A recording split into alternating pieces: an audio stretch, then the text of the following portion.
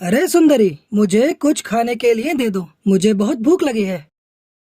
कालू कौवा बिस्तर पर लेटे लेटे ही अपनी पत्नी से खाना मांग रहा था। तभी उसकी पत्नी सुंदरी कौवी बहुत गुस्से में आ गई और बोली, अरे तुम्हें कोई लाज शर्म है या नहीं? कुछ काम तो करते नहीं हो और पूरे दिन बस घर में बैठकर खाना खाते रहते हो। मैं हूँ इसलिए टिक गई, अगर दूसरी होती ना तो कब का भाग जाती। अब बस बहुत हो गया तुम्हारा, मैं तो तंग आ गई हूँ। मैं जा रही हूँ अपने मायके, मैं तुम्हारे साथ नहीं रह सकती।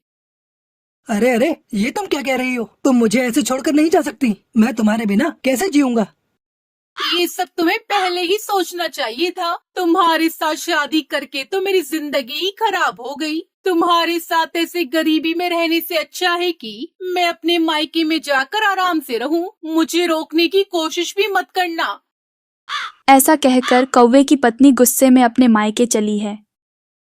अरे ये क्या हो गया? अब मैं क्या करूं? पहले मुझे कुछ खाने का इंतजाम करना होगा। कालू कौवा खाने की तलाश में निकल जाता है। तभी किसी एक पेड़ की डाली पर गोलू चिढ़ा और बंटी कबूतर बैठे हुए थे। वो दोनों एक नंबर के आलसी और दूसरों को ठगने वाले थे और रास्ते में आने जाने वाले सभी पक्षियों को वो अपनी बातों में फंसाकर ठग लेते थे।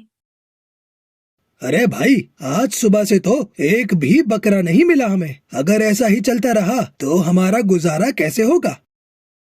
चिंता मत कर भाई, हमें कोई न कोई बकरा जरूर मिल जाएगा।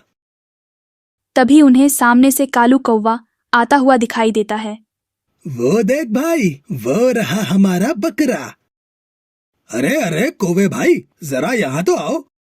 ऐसा कहकर उसने कालू कौवे को आवाज लगाई। कालू कौवा उसके पास चला जाता है।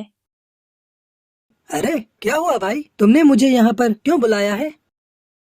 अरे भाई देखो ना, मैं इस चिड़े को इतनी देर से एक बात समझाने की कोशिश कर रहा हूँ, लेकिन यह है कि मेरी बात समझ ही नहीं पा रहा। इसे मेरी बात तो झूठी लग रही है। अब आप ही हमारा झगड़ा सुलझा सकते हो।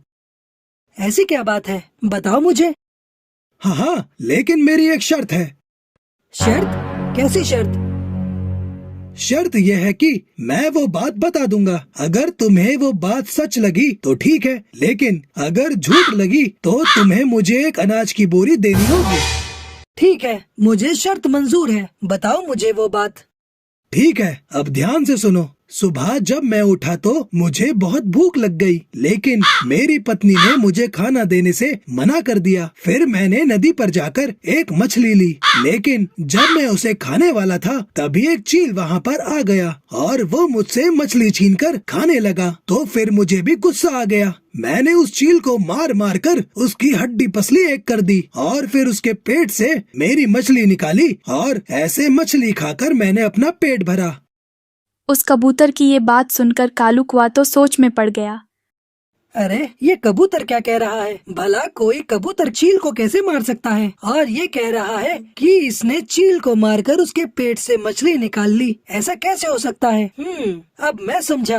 ये दोनों मिलकर मुझे बेवकूफ बना रहे हैं और मुझे लूटना चाहते हैं। लेकिन बच्चू, मैं भी कालू कौवा हूँ। तुम्हें लूट कर नहीं ले गया तो मेरा नाम भी कालू नहीं। अब देखो मैं क्या करता हूँ। क्या हुआ कौवे भाई, आपको ये बात झूठी लग रही है ना? अरे नहीं नहीं भाई, मुझे तो इस कबूतर की पूरी बात सच लग रही है। इसने उस चील के साथ अच्छा ही किया। ऐसी घटनाएं हमारे साथ अक्सर होती हैं। देखो ना, आज ही मेरे साथ एक दूसरी घटना हुई थी। तुम्हारे साथ क्या हुआ था, हमें भी बताओ।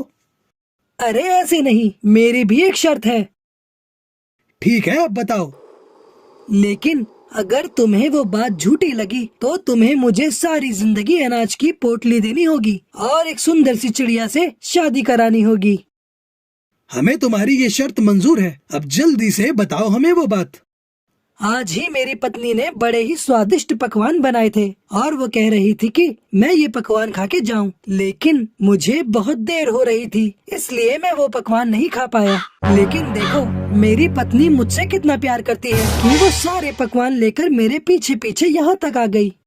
लेकिन भाई, तुम्हारी पत्नी तो कहीं दिखाई नहीं दे रही है। अरे यहाँ पर नहीं, वहाँ देखो, वो रही मेरी पत्नी, प्यारी सी चिड़िया। दोनों उस चिड़िया को देखकर चौंक जाते हैं, क्योंकि वो चिड़िया कोई और नहीं, उन दोनों की बहन थी। अरे भाई, ये तो हमारी बहन है टुनटुनी चिड़िया। अगर हमने इसकी बात को झूठ मान लिया तो हमें जिंदगी भर अनाज की बोरी देनी होगी। तभी गोलू चिड्डा बंटी कबूतर से कहता है, अरे बंटी, एक काम कर, इसकी बात को सच मान लेते हैं। अब हम अभी हमारी बहन को इसके साथ जाने देते हैं। बाद में हमारी बहन इसके घर के सारे पैसे वगैरह लूट कर हमारे घर वापस आ जाएगी। अरे मेरी प्यारी पत्नी, तुमने मेरे लिए इतना कष्ट क्यों उठाया? तुम कौन हो? मैं तो तुम्हें जानती तक नहीं हूँ और तुम मुझे अपनी पत्नी कह रहे हो। ये कौन है भैया? अरे बहना, ये तुम्हारा पति है। तुम्हारी शादी तो बचपन में ही हो गई थी। हाँ, अब चलो, हमें हमारे घर पर चलना चाहिए। चलिए साले साहब, अपनी बहन को विदा कीजिए। आप भी कभी कभी हमारे घर पर आया करें। अरे बंटी भैया, इसने तो हमारी बहन ही ठग ली। ये तो हमसे भी बड़ा ठग निकला। ठगने दो, ठगने दो। कल हम उसके घर जाकर उसे ही लूट कर और मार कर हमारी बहन को वापस ले आएंगे। दोनों ने कालू कौवे को मारने का प्लान बना लिया। अगले ही दिन दोनों कालू कौवे के घर चले जाते हैं और कालू कौवे को परेशान करने लगते हैं। ए कालू, चल उठ, अब हम तुझे नहीं छोड़ेंगे, तुझे जान से खत्म कर देंगे। उन सबकी ये बातें टुनटुनी चिड़िया सुन लेती है और कहती है, बंटी और गोलू भैया, ये मेरे पति है और अब मैं इनके बिना नहीं रह सकती। अगर आपने इन्हें मारा तो मैं भी मर जाऊंगी। टुनटुनी चिड़िया की बातें सुनकर वो दोनों वहां से चले जाते हैं और फिर टुनटुनी चिड़िया खुशी खुशी कालू कौवे के साथ रहने लगती है।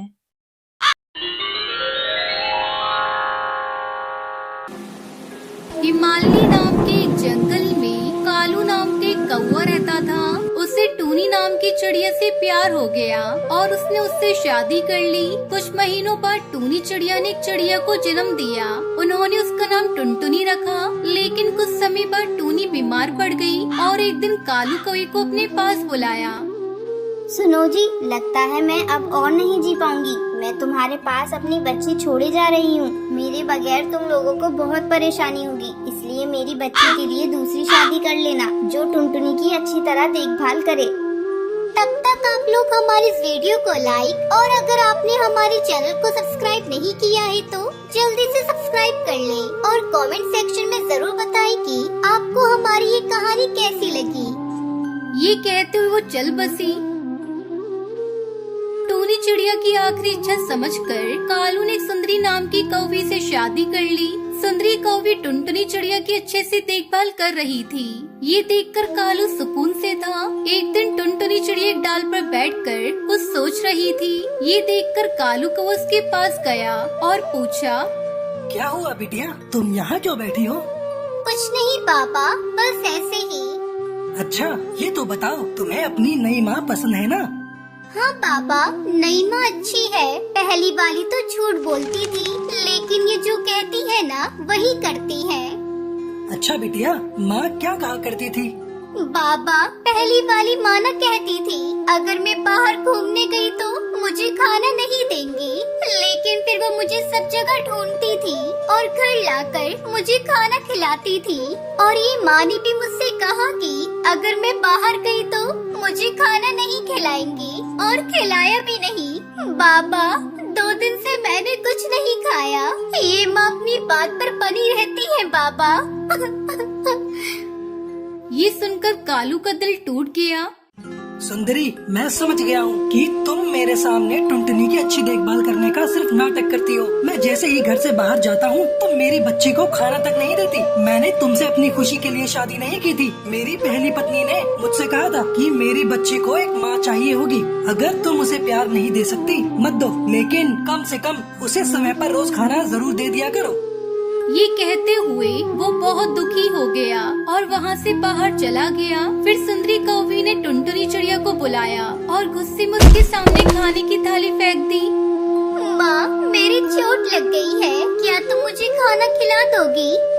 इतना सुनकर सुंदरी और गुस्सा हो गई और जोर से चिल्लाई, हाथ नहीं लेकिन मुंह तो है। अपने बाप से सब कुछ कहने के लिए किसने कहा था बाहर जा और चोट मार। अब मैं तुझे नहीं खिलाऊंगी तो तेरा बाबा आकर मुझ पर चिल्लाएगा।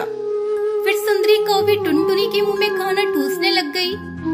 माँ, मेरा मुंह जल रहा है, माँ, इसमें बहुत मिर्ची है, थोड़ा घी मिला दो माँ। खाना चाहिए तो हमेशा अच्छा अच्छा। मैंने कोई दूसरी सब्जी नहीं बनाई। आज मैंने और तेरे बाबा ने भी यही खाना खाया है। खाना है तो खा, वरना ऐसे ही भूखी सो जा। मैं और कुछ नहीं कर सकती।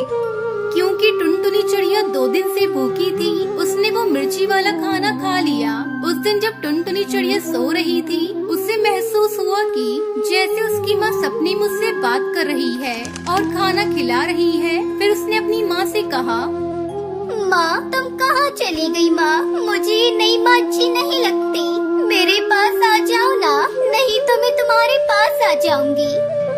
ये माँ भी अच्छी है बेटा, तुम्हें उनकी बात सुननी चाहिए। वो जैसा कहे वैसा करा करो, फिर वो तुम्हें नहीं मारेंगी, ठीक है ना? ठीक है माँ। तभी टुनटुनी चिड़िया का सपना टूट गया। बहुत दिन बीतने के बाद भी सुंदरी के व्यवहार में कोई बदलाव नहीं आया। जब कालू घर पर होता तो वो नाटक करती कि वो टुनटुनी चिड़िया की अच्छे से देखभाल कर रही है, लेकिन जैसे ही घर से बाहर जाता वो टुनटुनी से घर के सारे काम करवाती। टुनटुनी चिड़िया उसकी जुल्म सहन नहीं कर पा रही थी। अपने बाबा को बिना कुछ बताए वो हमेशा उदासी रहती थी। मैं बाबा को कुछ बता भी नहीं सकती, अगर बताऊंगी तो माँ और बाबा के बीच लड़ाई होगी। ये बात मुझे अच्छी नहीं लगती, लेकिन मैं अपनी नई माँ का जुल्म और बर्दाश्त नहीं कर पाऊंगी, इसलिए मुझे घर छोड़ना होगा। ऐसा सोचकर टुनटुनी चिड़िया अपना घर छोड़ देती है और दूसरे जंगल जाने लगती है। टुनटुनी चिड़िया बहुत थक गई थी, उसे पता नहीं था कि वो कहाँ जाएगी। थोड़ी दूर जाने पर टुनटुनी चिड़िया को एक पेड़ दिखाई देता है और वो उस पेड़ पर बैठ जाती है। टुनटुनी चिड़िया को देखकर बबली नाम की कबूतरी उसके पास आती है और उससे पूछती है, अरे बेटा, तुम ऐसे अकेले क्यों बैठी हो? और तुम तो बहुत छोटी हो। जंगल में कई शिकारी पक्षी रहते हैं, कहीं वो तुम्हें अपना शिकार न बना ले। आंटी, अगर मैं जंगली पक्षियों का शिकार बन जाऊंगी तो मुझे कोई दुख नहीं होगा, क्योंकि मेरी माँ ने मुझे अपना रोज शिकार बनाया है। अरे बेटा, ये तुम कैसी बातें कर रही हो? टुनटुनी चिड़िया बबली कबूतरी को अपनी सारी आप बीती बताती है। टुनटुनी की बात सुनकर बबली कबूतरी को बहुत दुख होता है और वो टुनटुनी चिड़िया से कहती है, देख बेटा, मैं पक्षियों के घर काम करती हूँ और उसी काम से मैं अपने घर का गुजारा करती हूँ। अगर तू चाहे तो मेरे साथ रह सकती है, मैं तुझे कोई काम दिलवा दूंगी। ठीक है आंटी, मैं कोई काम करके अपना गुजारा कर लूंगी। कम से कम मुझे अपनी सौतेली माँ का जुल्म तो नहीं सहना पड़ेगा। इस तरह टुनटुनी चिड़िया बबली कबूतरी के साथ काम करके खुशी खुशी अपना जीवन बिताने लगती है।